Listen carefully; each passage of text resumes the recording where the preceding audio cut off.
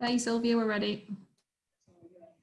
Fabulous. If somebody can just mute everybody as well. I don't know how to do that when I'm talking. So brilliant. So yes, welcome to tonight's Matrix Monday Motivation Zoom, and I'm hosting for the first time, so no pressure.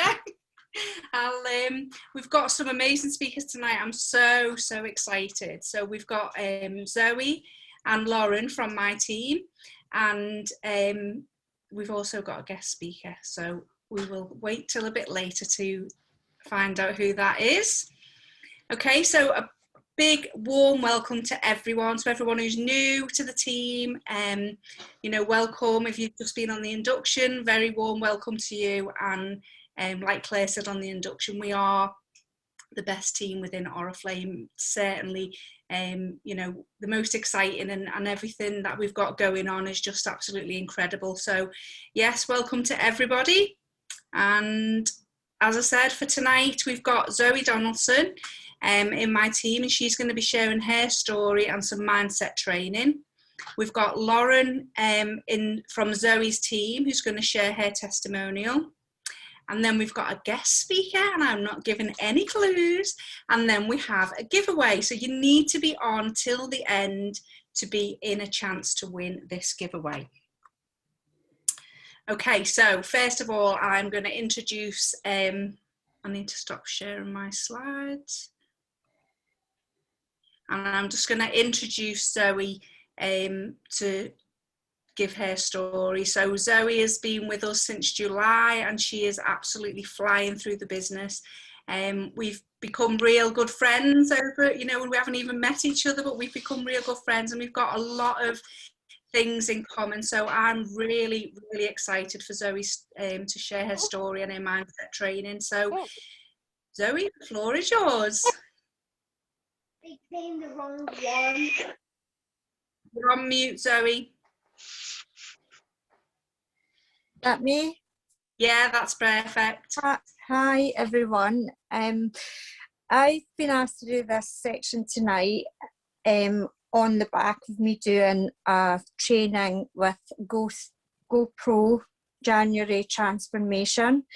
It was about your mindset and getting out of your head and following your heart.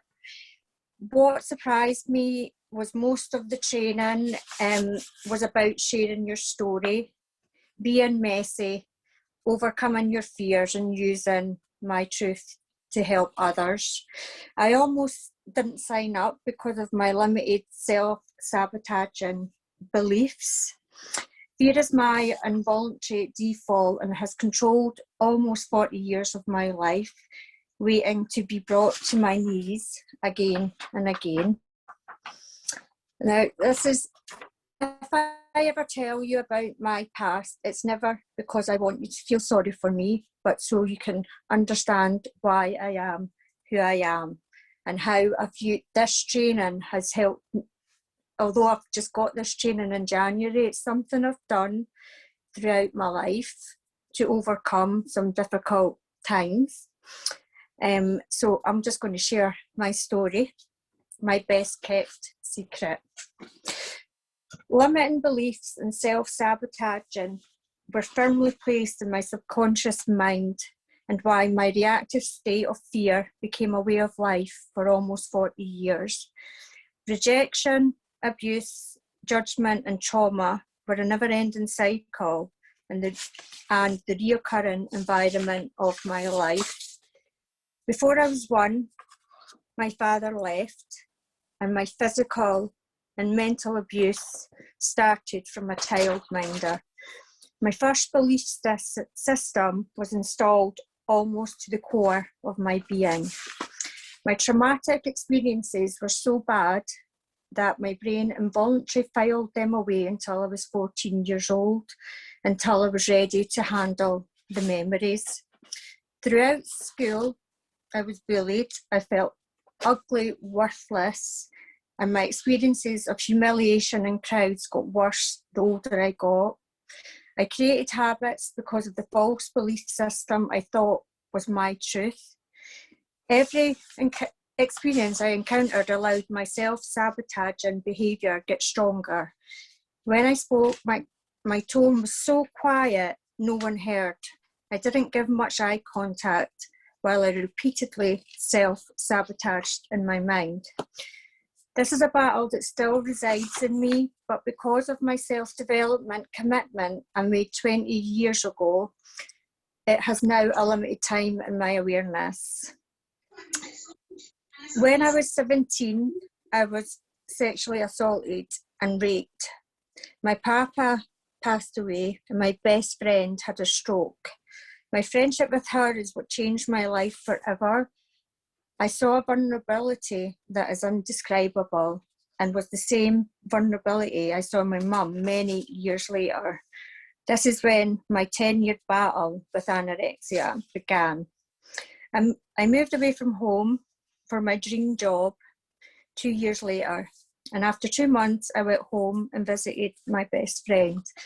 I stayed with her overnight. We had a night out, and the next day we were just chatting about it, having a laugh, and then within seconds she died. She was moving to Edinburgh, but it never happened. And this is when loss became a never-ending story of my life. My godbrother got killed in a car accident the following year. And after dropping to 6 stone and hitting rock bottom, I started my self-development journey. I decided to meet my grandparents for the first time since I was 2 years old. My grandparents lived at one side of the UK and I lived at the other. When my papa saw me, he struggled to stand, but he hugged me so tight, I cried the whole 10-hour bus journey home. They left my hometown when I was 2, so my nan, could be with her family when my papa died. But he then had 2 major heart operations and hung on in there for 20 years. Within 2 years of meeting my papa, he passed away. My relationship with my nan became more distant. I knew she was grieving, but I kept travelling up and down the country, and at 26 she passed away. The last time I saw her, she told me that she didn't know what to say to girls. She continued saying that she was great with boys, as she had 4 sons. I was the first girl in 4 generations on my papa's side. But during that time, I met my dad for the first time, only to find out he was moving away to the other side of the world. I have met him probably about 6 or 7 times, and over the last 20 years, although he phoned me every day when he left, but then it stopped to the occasional call. So during this time, I'd focused on my career and became their hair colour expert. I studied and completed my colour degree. I was the youngest and very shy, but by learning, I became more confident and received a merit award. And I think it was one of the proudest moments. And what pushed me through it was thinking all the time about my best friend being so proud of me. And this was my why. My career took off and I represented the whole company out of 140 people for hair colour. I became an educator, I travelled, I did photo shoots and shows in London. We worked with a well-known worldwide hair company and in the UK, but I preferred to work behind the scenes. Presenting was a fear because of my self-sabotaging, limiting beliefs. I didn't like to be centre of attention, and my inner villain was strong and was constant in my life. I'd met my first boyfriend during my colour degree. I thought my life was changing, but sadly mistaken. I was sadly mistaken. My boyfriend mentally and in the end physically abused me. He ruined my career. He tried to ruin the success in my career. He took great pleasure in humiliating me. And during this time, my baby sister passed away after having heart surgery at 4 days old. I decided then to get therapy. I lied to my boyfriend and told him it was because of the grief I was feeling, but it was more. I slowly started to build my shattered self-esteem, and 2 years later, I left him. I had a pretty normal 4 years after that, and I thought my luck was changing. How wrong I was. The trauma that was to come was something I could never have imagined, not ever. My mum was the strongest woman I have ever known. Her life was like mine, full of pain. Her husband had a stroke. He was paralysed on one side, and she became his carer while she had her own health problems. By the age of 45, she had 2 autoimmune diseases, and you would never have known. She never let anything break her. 2 days after I had visited her, I received a voice message while at work from one of the carers who helped my mum to look after her husband, saying my mum was really ill and was rushed to hospital. She was only 54 years old. I couldn't believe what I was hearing. I left work straight away, crying, scared and in shock. My partner picked me up. We drove for 2 hours to get to the hospital. I saw my mum briefly before they took her into intensive care, where she went into a coma. To this day, I struggle to tell the story of what happened. The hospital hadn't dealt with a case like hers in 30 years. She was in intensive care for 8 weeks, hospital for almost 1 year. She was on life support because all her organs were shutting down. She had severe sepsis. My mum had the tiniest cut on her thumb around her nail. You wouldn't believe how small it was. It was about the size of a sewing needle's tip. She had given her dog, who she absolutely adored, a treat, and a bug from his saliva had gotten into her blood. I couldn't take in what they were telling me. Her dog was 5 years old, and it didn't make sense.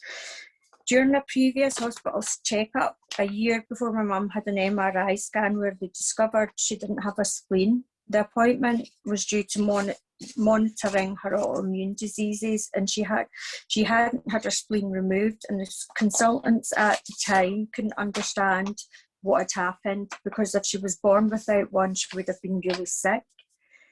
My mum was also on immune suppressants, and this is where the medical negligence happened, because she wasn't put on any antibiotics, and the type of sepsis she had only affects someone without a spleen and who wasn't on medication, hence why the hospital hadn't seen a case like it for 30 years. We were really lucky that a doctor recognised her symptoms, but what happened next was like a horror movie, which I can't go into yet, but I can give a brief description of the consequences. My mum had 2 amputations. She lost her hair. Her face was disfigured as she lost her nose, and all her skin was scarred all over. The vulnerability I saw in my mum was awful, and she was my warrior. I never let my mum see me cry after this, because to me I had to keep it together. My brothers and I took over my mum's husband's care. It was 24 hours care he needed, and he couldn't be left alone. So we took turns while driving, while I living 100 miles away.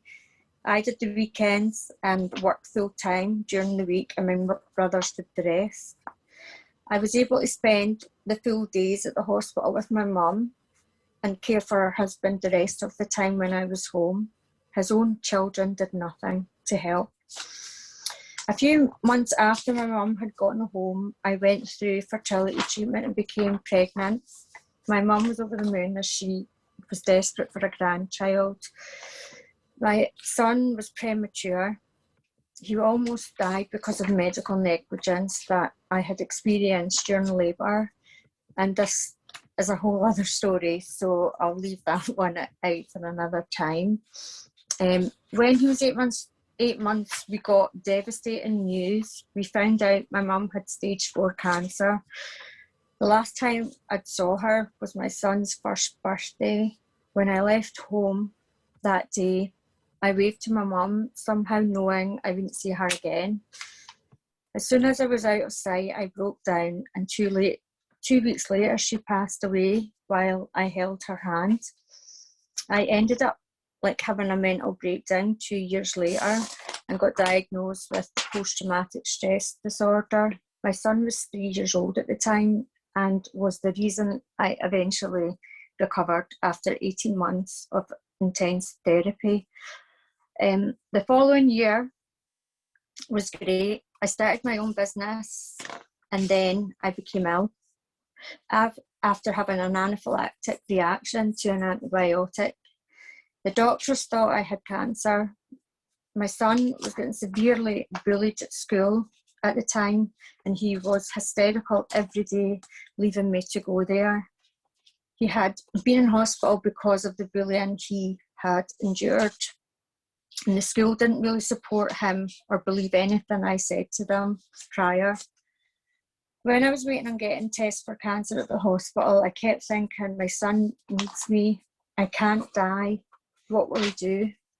I was so scared and was living my worst fear. But after one day of devastation, I was able to use the pain that I'd had from my past to fuel my need to survive. I decided until I know the truth about my health, I would find something to be happy about every day, no matter how small. The cancer tests were negative, thankfully, and even though my friends turned away and my business was slipping through my fingers, I found the strength to face my fears and find happiness. Nothing outwardly changed, but I'd experienced a life-changing shift in my perspective of life. I cannot explain this in words, but all I can say is I realised happiness came from within your soul, and I found my inner warrior. This was just over 2 years ago. I accepted my health had changed, and I would do the best I could with whatever the outcome was. I had taken steroids for 8 months and I looked different because of the symptoms that come with steroids. And when I got diagnosed with fibromyalgia, I felt the luckiest person alive. Even though I will have this chronic illness for the rest of my life, my son is near to being diagnosed with autism. I will never let it beat me because of what I've witnessed in my life. My warrior mum, my best friend, my god brother, my relationship with my papa, my baby sister, and my family are my why. And I know I have a chance to make them proud and make my life matter. And I truly hope something in my story will help someone else who may feel there isn't hope. Show them never to give up on themselves or their future happiness, to believe that with help you can survive and you can find happiness. I want to show my son, like my mum did to me, that giving up on happiness is not an option. I am learning constantly and getting rid of my limiting, self-sabotaging beliefs that have been holding me back. Joining Oriflame and taking part of the GoPro Accelerator has changed my life and is helping my inner warrior become stronger. And I cannot thank the team enough for this opportunity, and I'll be forever grateful. The end. So that's the end of my story.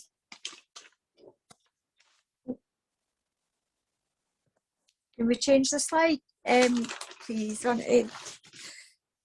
So really the training, it's about beliefs, and for me, I was living through somebody else's beliefs about me on judgment, and during the GoPro, they broke it down into a kind of training which I think you can apply it to anything in your life. And I'd learned this through all the years of doing my self-development, but it took me a long time. And I would say for me, with everything that got thrown at me, this is how I eventually got out of horrible situations. And I just really want to go on. So a belief is when you have a feeling of absolute certainty. Our beliefs control us. What beliefs did you have that stopped you achieving your goals? Our beliefs dictate our behaviour and our choices. And a good indicator, I think, if your beliefs are for you, is you have a good feeling. So your feelings are your guide on whether something's for you or not. And so whether it's positive or negative. In the past, my beliefs stopped me achieving some of my goals. So because everyone here is all really into self-development, that to me made me feel I'd made the right decision. And it's what you feed your mind with that helps you recover. And so I really changed things, and I stopped watching things that made me feel bad, whether that be a movie, listening to music, or reading the news. And I never watched the news. I just stopped. And I read books to control my thoughts. I listened to audio books. And I think really, if you believe in yourself, you can, and you start with your mindset and you feed it with the right things, you can achieve anything. And it's like, I'm one of these people, I don't really share my story very much. I don't tell people what I've told this group, but because I feel like there's a lot in there, and I would always worry about how it would affect other people. Even before the Zoom tonight, I was like texting Sylvia, and I'm like, you think it's okay if I say this? But then it is part of me, and it has made me like the person I am. And I don't look back at my past and I don't focus on it anymore. I just look back and see what I've come from and who I am now. And I feel like if I can use it to help somebody else, then it's worth it. You know, it is who you are, and although it was horrible, you can change your focus and move forward and take control. And I think the best part for me is it's not getting out your head and going into your heart. So it's working out what your motivation is. What is it that makes you face your fears? And during the training, there was an exercise. It was doing graziosis, and it was called like 7 levels deep. So that's the next slide. And what this is, it's like, it's working out, so getting away from the self-sabotage and going into your mind and what is important to you. Why do you want to be successful? And what you do is you'll give your answer. So if it was money, for example, you would be like, so that's why you want, and you're like, well, why is money important? And then you go through, and the answer may be to get out of debt. And then you're like, but why do you want to get out of debt? And then you go down, and you go right down to the 7 levels. And when you actually sit and truly do this, it actually makes you realise what it is that pushes you forward. And for me, it was making a difference, making my mum proud, and controlling what I can do, because you can't really control events in your life. They happen, and everybody goes through different things. So I'm not worried just for sympathy or anything like that. It's just really like, if you work on your mind, you can recover. And you've got to commit to it. So for me, I know like self-development is something I'm going to have to do for the rest of my life, and I'm okay with that, because it actually makes me feel good, and hopefully going forward I'll be able to help others from it. And I think so. It's really and what we can do is look back on your story and take all the things that were good about it. And there was, even though I've told you the hard side of the stories, there's a lot in there that was good as well. And with my mum, it was the 2 years that she was really ill. I saw her all the time, and we actually became really, really close. So it's rewriting what your past is making it empowering to move forward and look at what and face your obstacles. That's it. That's me. Oh, Zoe, that was absolutely brilliant. I'm so proud for you to share your story.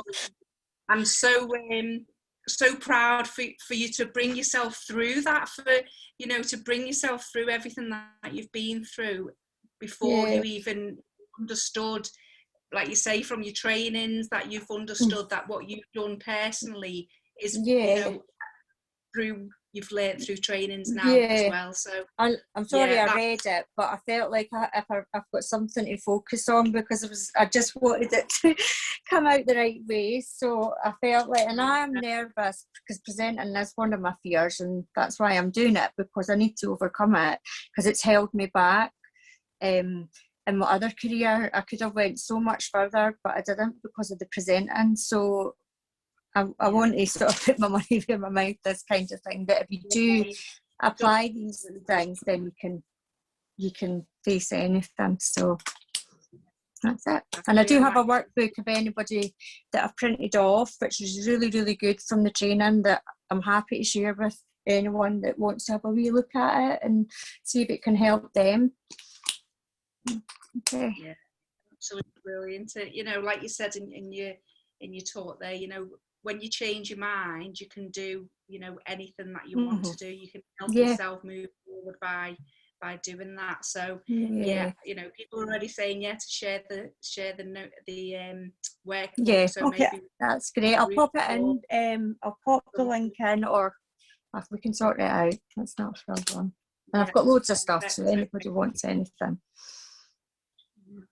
Fantastic. Well, thank you very much for that, Zoe. So now we've got Lauren coming on to share her story. So Lauren, like I said, she's quite new to the business.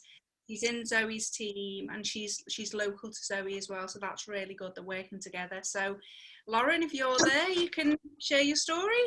I'm here if you can hear me. Oh, yeah, there you go. Hi everyone, so my name's Lauren, and I just thought I'd give you a wee bit about me before I go on to say why I've joined Oriflame. So I currently work as a support worker who supports people with learning disabilities and visual impairments. And the reason for joining Oriflame is when I spoke to Zoe, and she really inspired me about the interest in the Oriflame products and how they were all so natural. And me and my family are, well, mostly my mum and my aunties are all makeup daft, and I've managed to convert most of them to Oriflame, which is great.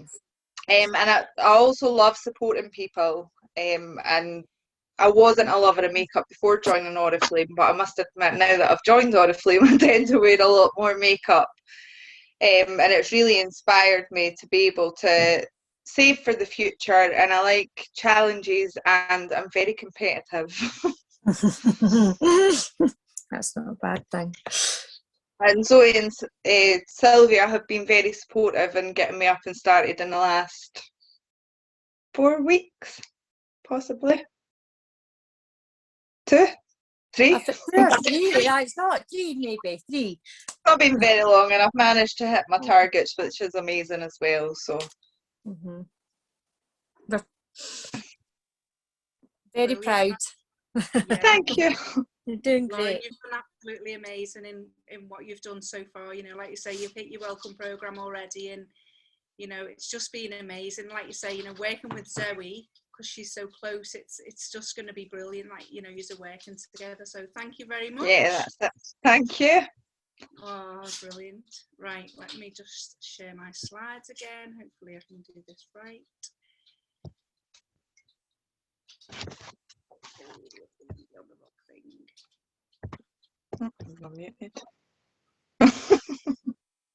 Right, hold on 1 minute. I don't want to be giving anything away.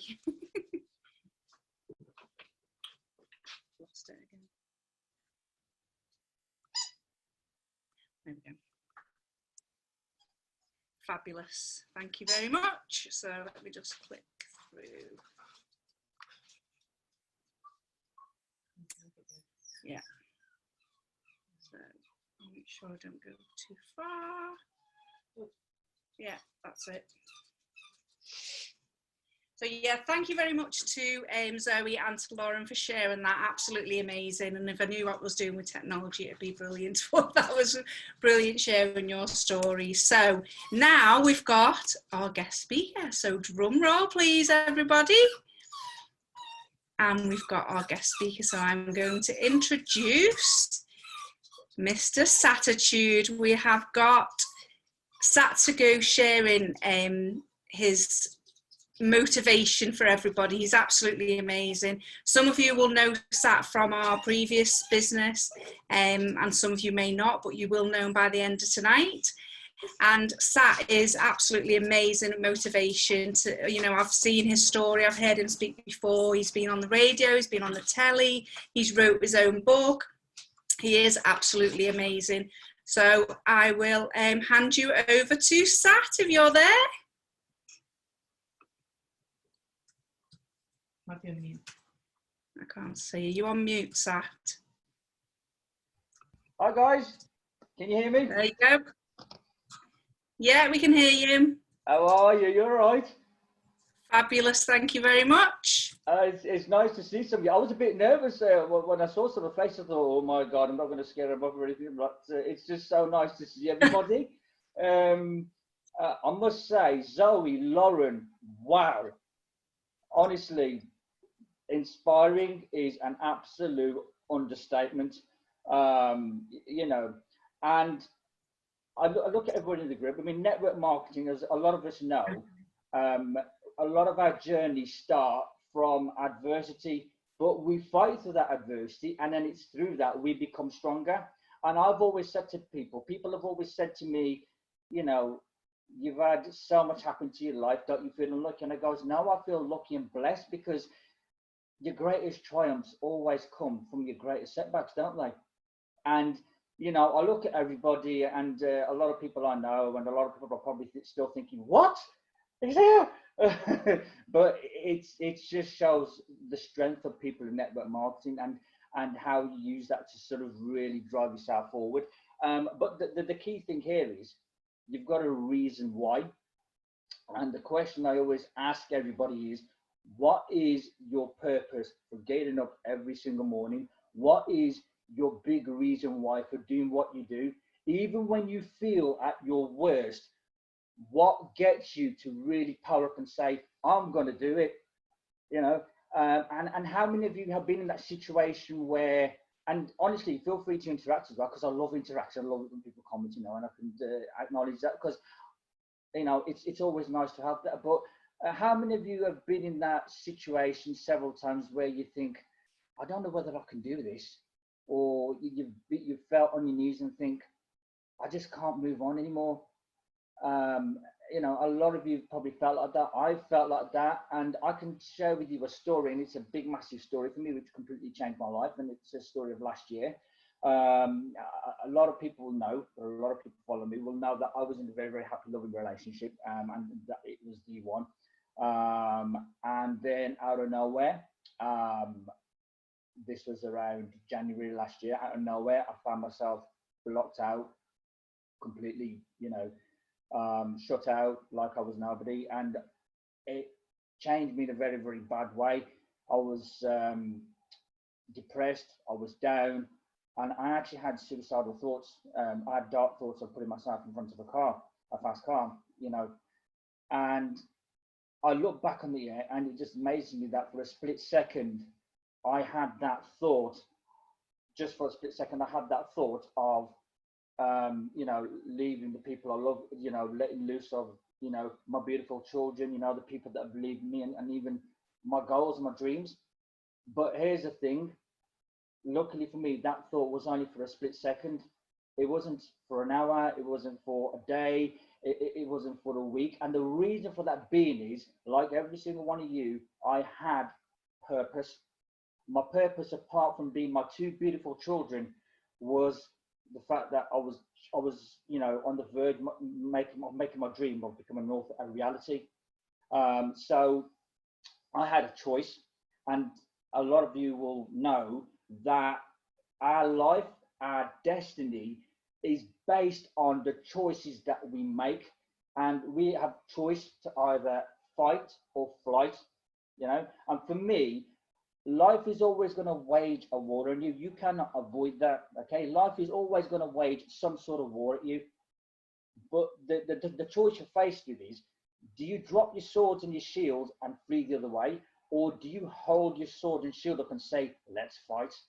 You know, because what we've got to understand is adversities can throw all sorts of curveballs to us, but it's only then we realize that we actually have the power to catch those curveballs and throw them 3-4 times harder, you know, because it's when adversity happens that we really do find our strength. So only 5 days after feeling at my lowest point, I then said, right, I've got to get up and do this. So I then liaised with the publishers, and I was fighting to get my front book, the front cover of my book done. You know, I was sort of keeping myself occupied, and I was designing it, and then the publishers helped. And then only 5 days after feeling at my worst, I revealed my book. You know, this is my book. It's called Unleash Your Inner Power. And, you know, it's funny because up to that point, I thought everything was going wrong. And this is actually, last year was actually going to be the worst year of my life. But I still had purpose. I thought there's so much I need to achieve this year. I've got to get my book out. I've got to get my dream, make my dream come true. And the heartbreaking thing is, I've always had the dream when publishing my book to have a loved one saying, thank you, darling, for being by my side. I love you. And that dream was a split second from coming true. And then suddenly things fell apart. So it was with heartbreak that I had to take that out. But then I had to look at that and say, right, well, I'm still going to achieve my dream here. So it was amazing that only 5 days after I launched my book, and then I was going to do my launch in 5 weeks live at London, which a lot of you will see. It's quite amazing that in that 5 weeks of waiting, even before my book had launched, I'd taken 100 orders for a copy of my book, which was just absolutely astounding. So a lot of you saw me live at London launching my book. You know, sitting there speaking, and even people at the actual office bought my book, and I was just like, wow. So once that happened, bear in mind I'd already taken 100 copies. I took another 20-30 orders, and within 4 weeks I had become an Amazon best-selling author, you know, which was an astounding achievement. And it didn't just stop there, because what I was doing every single day, and again, a lot of you will know about self-talk. So I ask you, what do you say to yourself? So please comment on the comment section. What things do you say to yourself? Self-talk. What positive things do you say to yourself? I, for example, I've got papers with affirmations on. I stick them on my wardrobe. My wardrobe is saying things to me like, I'm the Cristiano Ronaldo of the motivational world. You know, I've got bounce back ability like Gandalf the White. I'm amazing. I'm awesome. I'm even fit as well. I won't explicitly say, but fit as, you know what I will say. But even though I didn't feel those at the time, just writing them down and having my wardrobe talk to me in that way, you know, it was just amazing, you know. And do some of you sometimes get that negative chitter chatter? Do some of you sometimes have that mind saying, no, but you can't, and it's dragging you down? Yeah. What you got to remember, guys, is this: when your negative chitter chatter comes in, it's like in real life, when people are trespassing on your private property, you call the police. In the same way, you call the positive police to get that negative chitter chatter and throw them out, because at the end of the day, they've got no right to be there, you know. And it's only through positive thinking, as a lot of you will know, that always gets us through and drives us through. So for me to get from a point of wanting to, you know, end my life to a point of becoming a best-selling author, that's because even at my worst, I had purpose, and I never let go of that purpose, even at my worst, you know. And even if it means you crawl to start with, you're still moving forward, you know. Zoe, your story was amazing, and correct me if I'm wrong, but even at your worst, you still saw a reason to keep moving forward, didn't you? Yeah, I always, it was normally, I think what made me go forward was I looked at the last experience, and because a lot of it was loss, I felt what kept me going was how they would feel about me now and getting through things, and that I had a chance, they didn't. So I always found something eventually. It wasn't straight away, but I did. Yeah. There you go. I mean, even if it takes time, the thing, you had a vision and you never stopped, you never gave up. And that is the biggest thing. You simply never, ever give up in life, no matter what. So, and when I had that vision, that same attitude, and I kept manifesting myself and saying that I'm amazing, I'm this. And then in September, I had a call from an Asian radio show. And they saw my book and they said, wow, can I have you on my radio show? And I just couldn't believe it. So I went to the radio show, and I was sharing some of my life experiences. Aside from the experience I had in 2020, a lot of the other experiences which I talk about in my book. I started martial arts when I was 12 years old. I was badly bullied.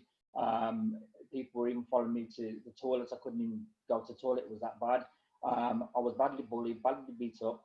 I had inverted toes as well. So when I started, people were mocking me and they were saying, you can't do that because of your inverted toes. How many of you have had that? How many of you have had people say you can't do that because of this? Exactly. So you all know what I'm talking about, don't you? So a lot of people said, no, you've got inverted toes, you'll never cut it. But I went and I started, and I was a bit nervous because of what they were saying to me. And eventually, you know, I was enjoying it, but eventually when it came to the more advanced techniques like jumping and kicking, I couldn't even hop. My toes were killing me because I've got inverted toes, and I nearly quit. But again, my purpose was strong because I wanted to become something in martial arts. So I found a way to work around my inverted toes, and my toes go out like that. It was that bad, but amazing, I could still walk. And because of that purpose, isn't it quite amazing that I've been in martial arts for 30 years now. I hold a black belt in karate. I hold a black belt in jiu-jitsu. I'm now doing stunt martial arts, which I'm hoping to use in conjunction with my confidence coaching business, which I'm growing. So I'll be, the vision is for me to do videos with fancy moves and people go, wow, you know, and it amazingly, that's a purpose and you feel passionate about that purpose. So I was invited on a radio show. I was sharing my story, and then because so many people loved me, I had people order my book from Asian countries as well. I was then invited to appear in an Asian show, and I thought, wow, this is a new experience. And then I just thought it was a YouTube show, but then when I was told you're actually going to be appearing on Sky, I went, oh my goodness. So they did the show, and then 2 weeks later, I appeared on Sky. Honestly, I wowed it. It was the most amazing experience. And then I was getting referrals to other shows. I was getting calls to appear on podcasts. I appeared on a podcast with one of the leading motivational speakers. She's foreign, but she's known as the Tony Robbins, a female version of Tony Robbins, and she's absolutely amazing. She invited me to go on a podcast show, which was amazing. And then another director invited me onto his podcast show, and then I got book orders from that. And then I was appearing on more podcasts and more TV shows. But the point of it, guys, is I was always manifesting, even when I didn't feel like I was always manifesting that I was great and I was amazing. Because what you manifest, your world is your mind pushed out. So what you manifest, you make a reality. You guys are familiar with that? You know, what you think in your mind, what you bring about, you think about. I'm sure a lot of you heard that term. Exactly the same. So that was that. And just when I thought it couldn't get any better, my local magazine, my local city magazine company, then invited me to appear in their magazine, and they asked me to write an article for their magazine. Now here's the brilliant bit, because it was on the 9th of February that I was so hostily cut out by my ex. And it was on the 9th of February of 2020 that this very book with my article in there was posted through my door. And that is just coming full circle. And then that's the power of the compound effect, because little things, and again, a lot of you will be familiar with this, little things you do on a daily basis will compound and make a huge difference later on in life. And that was absolute full circle. So that my journey in 2020, which was supposed to have been the worst year of my life, ended up actually being the best year of my life, simply because I just took the baton and I ran. And this year hasn't literally picked up from where I left off last year. So I've obviously been invited for more podcast shows and more radio shows. But I had an email last week inviting me to appear, to sort of co-author with 40 other top motivational authors, to write an article in an anthology, so to be part of a 40 author book anthology, which will be released on my birthday of all days. So that's for a good cause, because the proceeds of that are going to the NHS as a thank you for all the positivity and all the hard work that they've done for us. But it just sums up the point, guys, that, you know what, no matter how bad you feel, and sometimes when you're starting a network marketing business, whether it's Oriflame, whether it's Avon or whatever, you're always going to feel a point. And how many of you feel like this? Is there ever a point where you feel, Jesus, is this working? Is this going to happen? I'm trying, and it just isn't happening, But here's the thing, and I've learned this, and a lot of us will have learned this through our Clean Easy days. Even when it doesn't feel like happening, the universe has got your back, and the universe will make it happen for you in the long run. But your end of the deal is you've got to keep going. You've got to keep going, and you've got to keep going, and you've got to keep going. Yeah, because, and I write this in the first introduction of my book, Earth, it spins, okay? If you're feeling down and out, and you look up to Mother Nature and you say, can you stop for me because I'm feeling bad? Mother Nature's going to turn down to you and say, I'm sorry, but no, I've got to keep going. I can't stop spinning for the world. You either run with me, or I'll leave you behind, or I'll drag you. And this is what I mean. It boils back down to choice. You've got to be courageous enough to make that choice, to sort of move forward positively, or to stay where you are.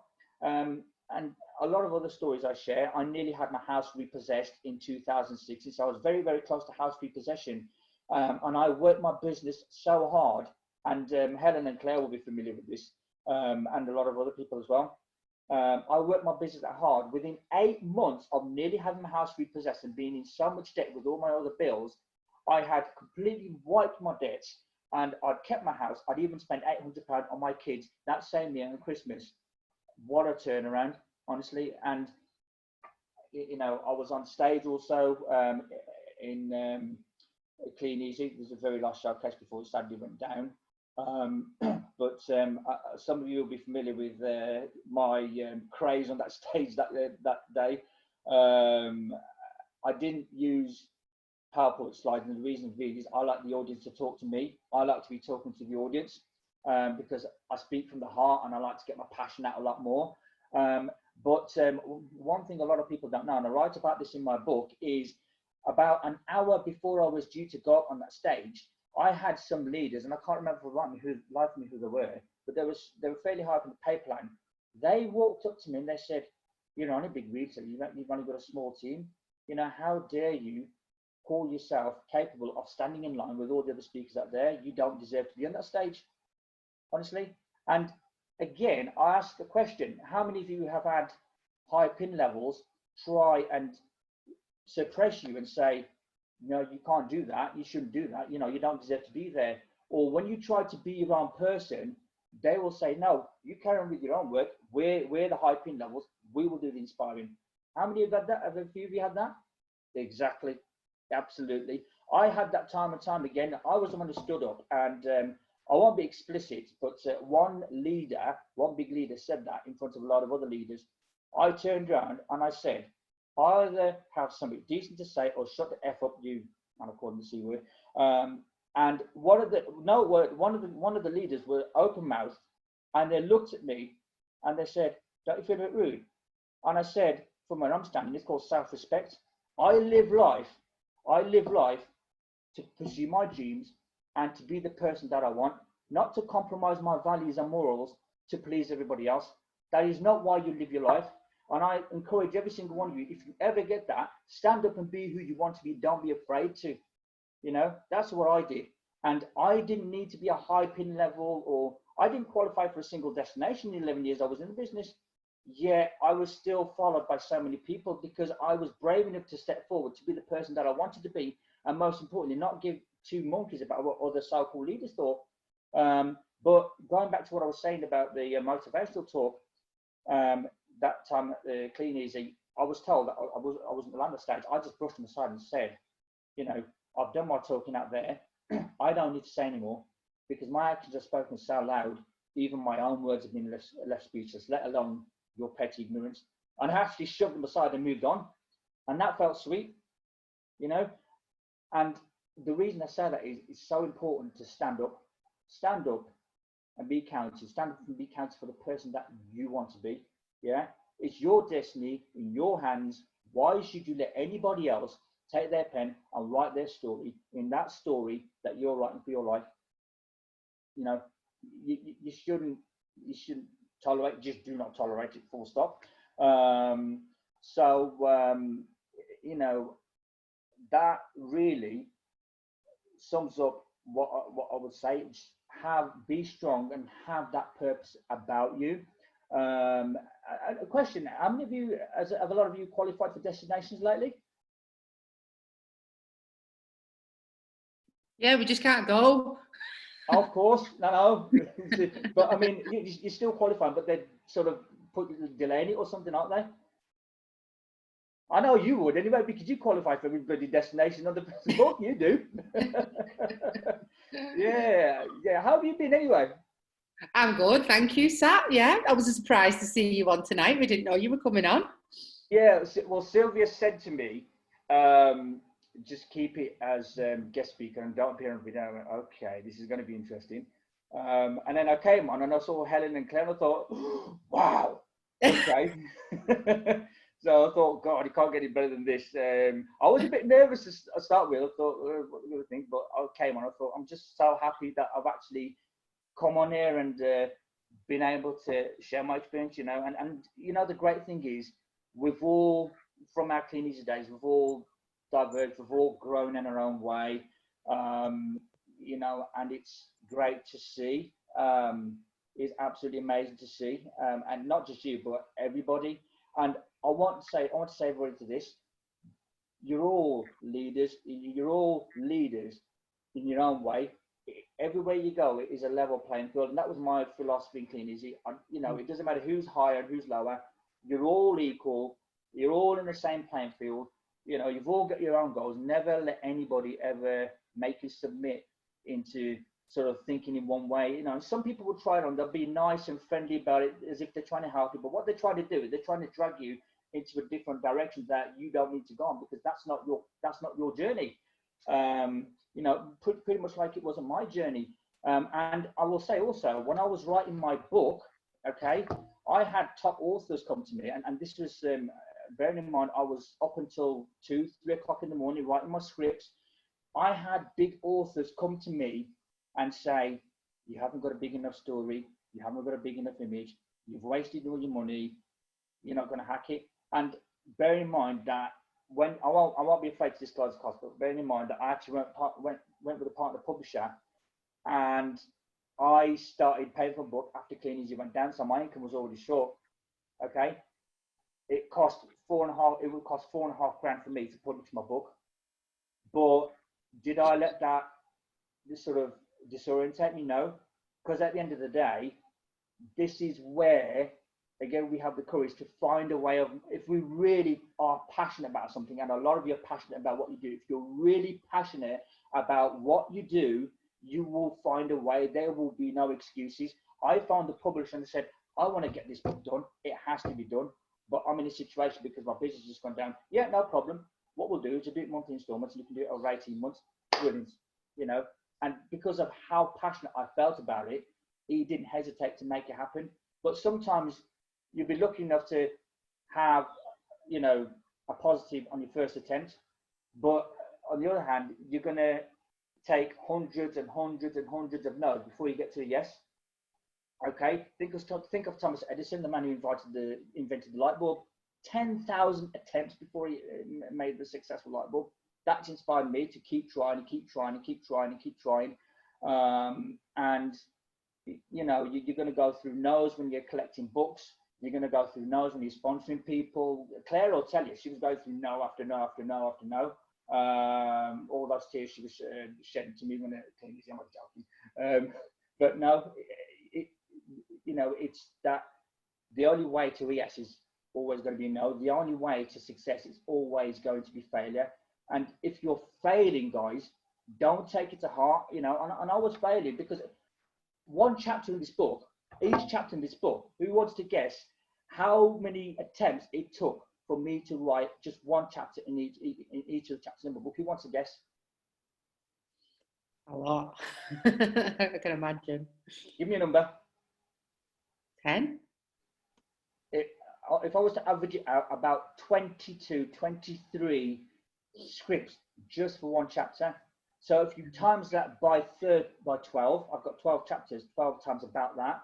You know, you can imagine the amount of scripts I was writing, chucking in the bin, writing, chucking in the bin. And then I was like, you know, and sometimes, guys, I think my latest, I was up until about 3:30, nearly 4 o'clock in the morning, just doing that one script because I had to get it, you know, ready in time for the publishers. But here's the thing, guys, you know, sometimes you're going to need so many attempts to eventually get it there. It's not because you haven't got it. It's because every failure is growing you for your next attempt. Every failure is making you better for the next chance. And then if you keep plowing on, eventually you'll have grown so much that the universe will say, God, forget this. I've got to give it to him. So always remember to be persistent. Always remember never to give up. And most importantly, always make sure you have that purpose shining brightly in front of you. Because I tell you one thing, yeah, don't discount the fact that there's going to be more challenges, particularly with this COVID. Who's been feeling positive in COVID, by the way? Who's found a reason to be positive in COVID? Yeah, name me some of the things you've done that's really sort of been like COVID has helped you grow. People are at home shopping. Everybody Definitely. Yeah, I think to go out and do hairdressing, stay at home and work my business. yeah. I think was it you, Claire, that did a house extension or something? Yeah, well, we moved house at the beginning of the COVID, and we did have a garage conversion done. Yeah. Absolutely brilliant. One of the positives I took, well, a lot of positives I took from COVID. One of the things I did was I set up my own gym in the garage, one weights, and I've been weight training since March last year. I've not taken a single break. I've put on muscle. I've toned down. I've gone from a size 36 to a size 32. And my eating diet has changed completely now. So the reason being is it's finding a positive in every negative. And a lot of people are COVID this, COVID that, and I get it's always going to get you down, but always try and find a positive in everything that you do. You know, always remember that when you're grounded at home, there's a reason to push forward. There's a reason to achieve new dreams. There's a reason to just be a new you. Have I gone over? I haven't gone too over, sorry. Yeah. No, anyway, it's okay.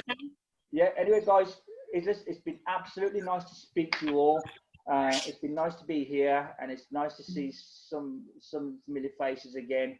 Thank you very, very much to you all for having me, Sylvia. Much love to you all. Thanks. Oh, thank you, Sat. You were a true testament to showing that never let anybody tell you that you're not good enough. Just keep fighting and keep believing in what you want to be, who you want to be, and where you want to be. So thank you so much for sharing that with the team. Thank you so much. Sylvia, I might as well share. If anybody happens to want a copy of my book, visit my website, satwindersagoo.com, or just send me a personal message on my Facebook. You can add me on Facebook. You can't miss me. Go over the hat. You talking style now. But yeah, if anybody wants to connect with me, feel free to connect with me. I'm all ears. That's brilliant. Thank you very much, Sat. It was so good to hear your story again. And I know, like, you know, you turn things around and always kept things positive. Absolutely amazing. So I'm just going to share my screen again because we've got our free giveaway. So yes, thank you very much, Sat, for coming on and sharing that with us. So now we've got our free giveaway. So like Sat said, like Sat said, we have Is that stop sharing? Yeah. We've got Sat's book. So if anybody wants to order it, then obviously, yeah, you can message Sat or, you know, go onto his website. But also, we're just going to give one of these away free to somebody who's on here tonight. So Samantha has gone through and give everybody a number. So what numbers are we between 1 and 51? Between 1 and 51. Sat, so if you want to give us a number between 1 and 51, and we'll see who's going to win the book. 25. What number, sorry? 25. 25. Who's number 25? Pauline Jones, you have won a copy of Sat's book. Well done. So I'll get that sorted out for you. Thank you. Oh, you're welcome. That's brilliant. So yeah, so thank you very much to everybody tonight for coming on and supporting me in my first hosting of our meeting. And thank you so much to Zoe, to Lauren and to Sat for coming on and sharing some amazing stories. So hope everybody's enjoyed that and gained, you know, some knowledge from that. So I just want to, you know, open it up to anybody. Has anybody got any questions, or has anybody got any shout outs, or just anything anybody wants to share? We've all got to follow on from this. I'm just thinking the same thing. You've set the bar now, Sylvia. It was good to be. It was no stress to be first, because it was like, oh, the pressure was on to be first. But I'm glad that I was first, because I've been able to do what I wanted to do and not feel like, you know, pressure that I needed to do anything the same as anybody else. So yeah, it'll be brilliant. It's good that we can all share our different stories, isn't it, from our team? So yeah, anybody else got anything they want to share? I just want to do a wee shout out for Lauren, just because of her sort of work ethic and just how fast she's grown in such a short time. And she's really easy to work with, easy to contact. She's even helped me with my slides, you know. So I think when you get someone in your team that, you know, you want them to have the same sort of attitude as you, and it's lovely when you get that. So thank you for coming on, Lauren. Thank you. The same to you and Sylvia. You've been great support. Oh, brilliant. Yeah, you've done absolutely amazing, Lauren and Zoe, you know, for working together. It's brilliant. So yeah, unless anybody else has got anything to share, we will call it a night. We're pretty much on time, so that's really good. I just want to wrap up with one message. I just want to say, well done, everybody. You all are truly an inspiration. You know, some of your stories are amazing, and you know, just keep being you, and just keep doing the thing out there. Wonderful group, 2 wonderful case leaders. They're 2 amazing leaders. 3, you know, Sylvia, amazing. It's been amazing watching you grow. A lot of people watching you all grow. You know, also just keep doing your thing, and you know, do it proudly, because you are really doing amazing.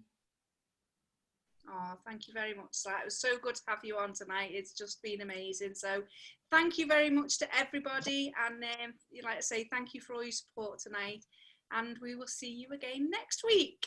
Thank you, guys. Bye. Thank you. Yeah. Bye. Yeah. Love. Thank you. Bye. Thank you.